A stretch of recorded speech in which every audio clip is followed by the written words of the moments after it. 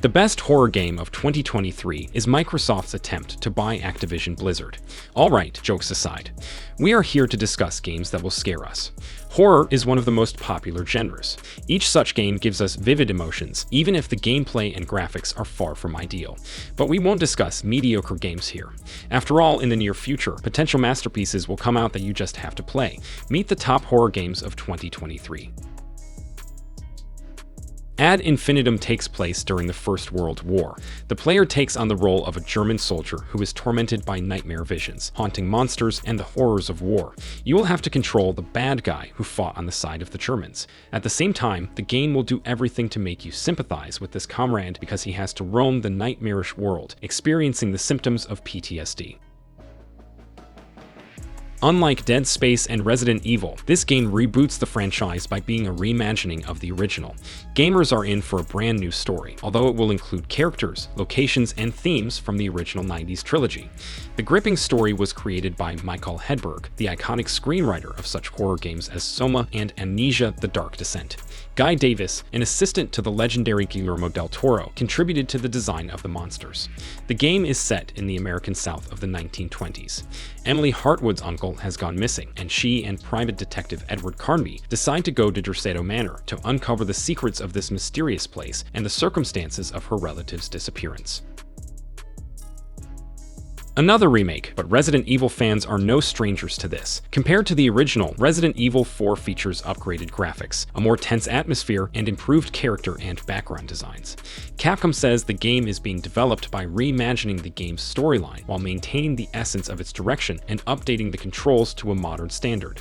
The plot of the original told about the events that took place in the fall of 2004. Leon Scott Kennedy, a former Raccoon City police officer, becomes an agent for the US government. Now he sets out to find Ashley Graham, the president's daughter who was kidnapped from college by a mysterious cult. He goes to a remote Spanish village where the kidnappers are hiding. There he meets bloodthirsty villagers who are members of the Los Iluminados sect that kidnapped Ashley. Amnesia: The Bunker is a truly intense horror experience. Left all alone in an abandoned First World War bunker, you have to find out what happened to your comrades. Playing as French soldier Henry Clement, immerse yourself in the various ways to fight for survival. You're armed with a revolver, a flashlight, and other scarce supplies you can pick up along the way. Keep the lights on at all costs, because you will have to face oppressive horrors in the dark. The omnipresent threat follows you, reacting to your every move and sound. Actions have consequences. You must adapt your playstyle to face hell. Every decision you make will change the outcome of the game. A remake of the iconic horror game that Konami gave to Bloober Team. Polished developers promised not to break anything, but you know how it happens. This time the quality will be monitored in Japan. For example, Akira Yamaka, the composer of the previous Silent Hill, wrote the music. Masahiro Ito, the creator of all your childhood nightmares, including Pyramid Head, consulted the monster designers. Bloober Team noted that it's been 21 years since the release of the original game, and video games have changed a lot in that time.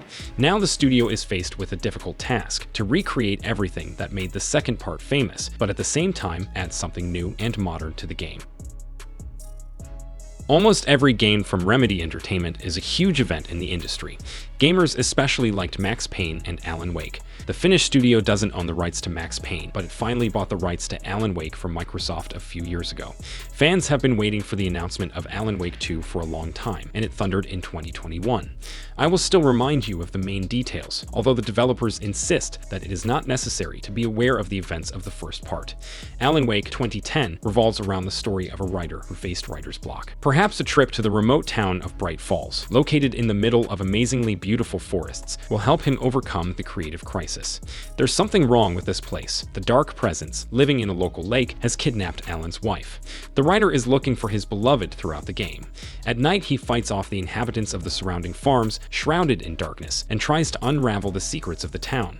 Alan Wake's multi-layered storyline and intense combat will provide players with an interesting gaming experience. Killer Clowns from Outer Space is not a classic horror, but an asymmetrical action game. However, the game exists thanks to the classic 80s horror movie, so it's hard for me to deny myself the pleasure of not inserting it into my list of the best horror games, especially since the picture has a great title song. The game takes place in the small town of Crescent Cove, which has become a spacious arena for 3 versus 7 battles between clowns and people. The game pleases me with picturesque locations, random map generation, and a lot of tactical options for both teams.